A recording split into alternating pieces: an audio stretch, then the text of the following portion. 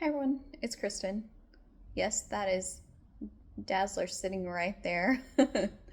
um, I don't know. I maybe she doesn't even know I'm filming, but anyway, yes, that is her. So today is oh, she's about to leave. Oh man, I ruined it. That's so sad. I ruined it by pointing out there she was. I guess I'm not supposed to acknowledge that she's there, and if I don't acknowledge her, then she'll stay. Well, anyway, oh well. So, yesterday was Electra, and if you didn't know this was Electra, it's pretty, because it's not her normal costume. It's pretty easy to figure out though. It's because she has this her weapon of choice, the size in her hand, and this is from her 2017 series miniseries. Um, so she's a Frank Miller creation, and she's from Daredevil 168, 1981. And I have to be honest. Uh, I liked her ever since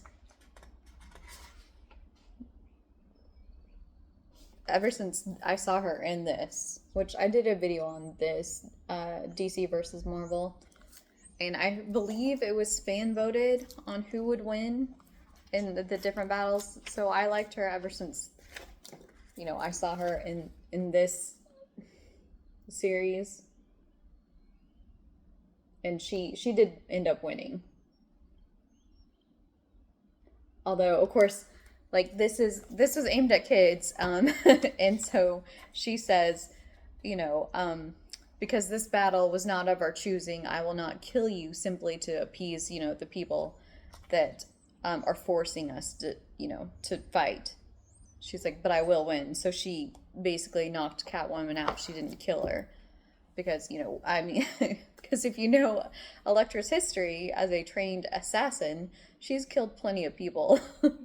So anyway, she was born like prematurely. Her mom was giving birth when like there was I think a civil war breaking out around them. And when she was 9, Elektra was 9, she was kidnapped by these, I think, terrorists. And her brother actually ended up killing all of them, but he told their dad, hey, she needs to learn how to, take care of herself. So by the time she was 12, she was a black belt in karate. Um, and when she was 19, her father at that point, Hugo, was a diplomat, so she accompanied him to America, and she went to Columbia University where she met Matt, and they, started dating. And then her father was kidnapped, and I think when Matt tried to rescue them, unfortunately Hugo was killed, and so Elektra left, basically disillusioned, and her hope dashed, and so she left to continue her training. And she basically was trained. Well, Stick wanted to train her because he, feared, because he saw this darkness in her. He wanted to train her, but she decided to be trained by the hand instead. And so she's worked as an assassin for the hand. They trained her to be an assassin, basically. And she then ended up being an assassin for Kingpin. And one of the most famous stories that Elektra is involved in is where Bullseye kills her because they're vying to be Kingpin's assassin, and she basically crawls and dies in Matt's arms, and Bullseye kills her with her own weapon, her own sai, which that's pretty brutal. um, so, and of course she died and has been resurrected a couple times. She also has been paired with Wolverine, like when he was in his feral state, I believe after, Magneto pulled the adamantium out of him. She was paired trying to help him regain his humanity. So they're like have been paired together before. Um, yeah. So she's also worked for Shield sometimes. And, Nick Fury has offered her job or paid her to do things that he can't really be associated with. So she's kind of, walks that line of like Catwoman. She's not really a villain. That's probably why they paired them together. She's not really a villain, but she's not really a hero. And she in 2020 was Daredevil when Matt was in prison. So, she's just an interesting character. I don't know. I like her. She's an interesting character. Like I said, I've liked her ever since I saw her in this series, and I liked the movie with Jennifer Garner and the Daredevil movie too, which a lot of people didn't, but I did. Um, and of course, her appearance in the Netflix shows obviously better than the Elektra movie, but I still like the Elektra movie. I still watch it to this day. Oh, and I have the Elektra Barbie. I mean, I just like her. I don't know. I just like her as a character. So Friday, oh, Ultron. So pretty much, okay, well, I guess you don't know because the MCU is teeny bit different. Because, Hank isn't in the MCU, well, at all, because Ant-Man in the MCU is Scott Lang. Anyway, so Hank Pym created Ultron. Um, Oh, see, this is the thing, like with AI and artificial intelligence and all that stuff. Like, Ultron became, intelligent, gained intelligence, and became smarter than basically his creators, and then realized his creators were basically not worthy of him. And oh, look, she came back. Yay. So, and he's made like he constantly upgrades himself. He like he's made 18 versions of himself, 20, I lost count honestly, but I remember his one of his versions, like Ultron 12, actually like felt, some kind of compassion, like remorse, and he actually helped Hank destroy Ultron 11. So, that was an interesting twist. And of course, Ultron created Vision to destroy the Avengers, and we know how that went. So, yeah.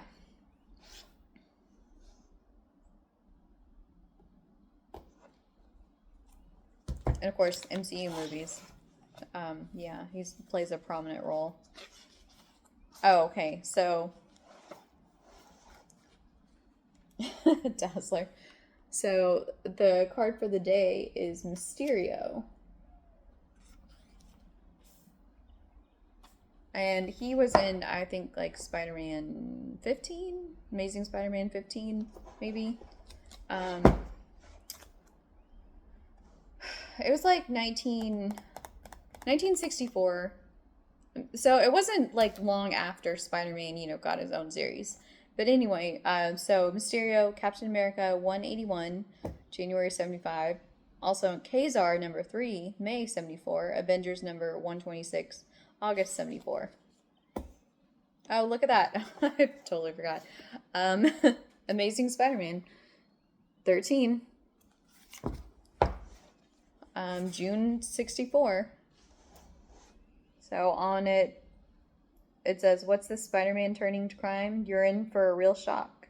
We've done it. We've created the greatest villain for old Spidey. Who or what is he? Ever see a comic mag superhero take his troubles to a psychiatrist? No, you will now." So that's what was on the cover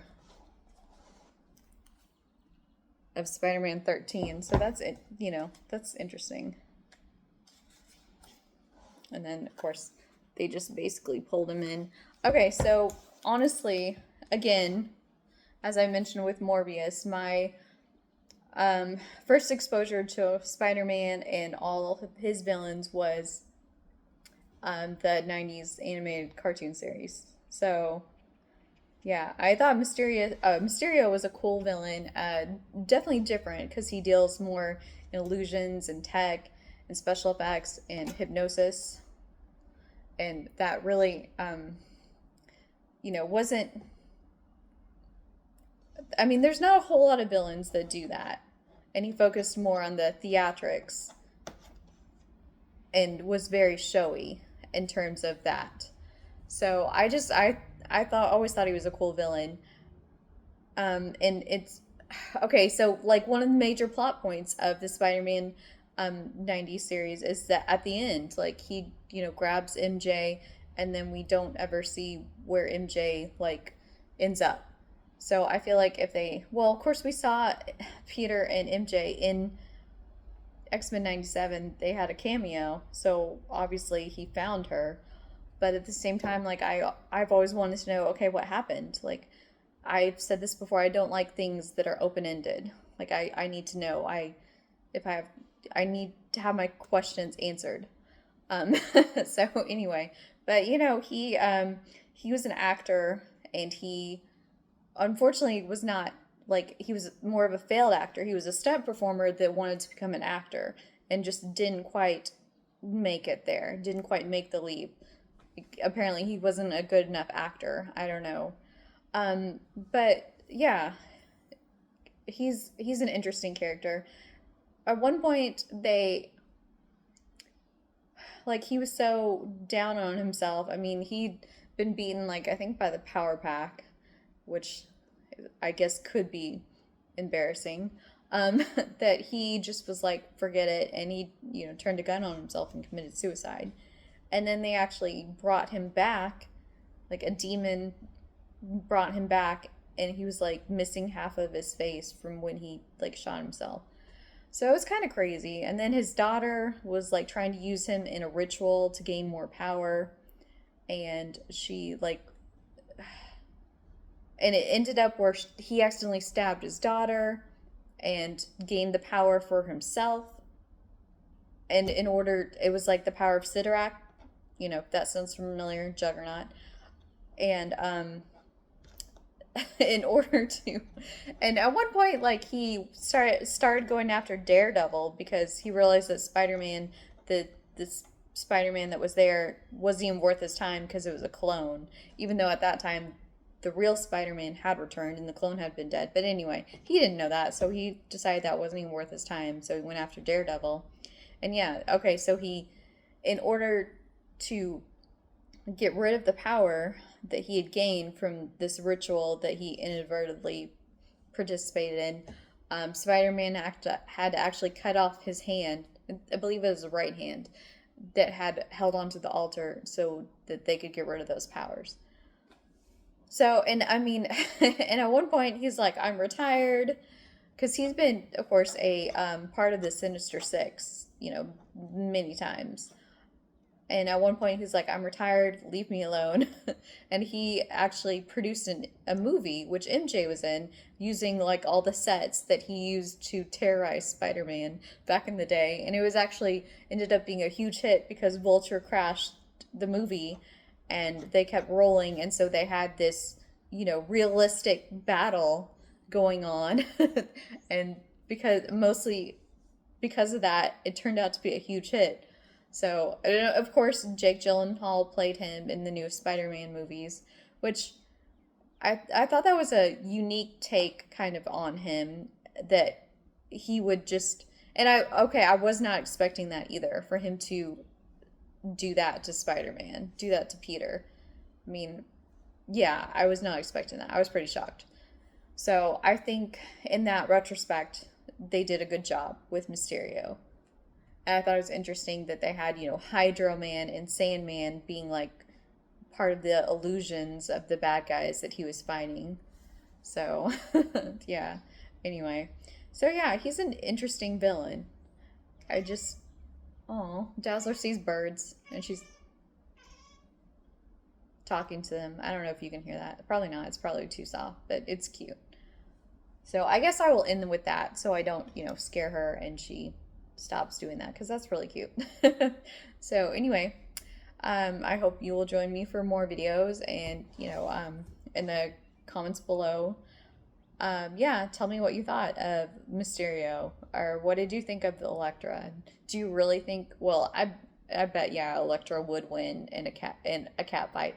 I didn't mean to say cat fight, but in a fight against Catwoman.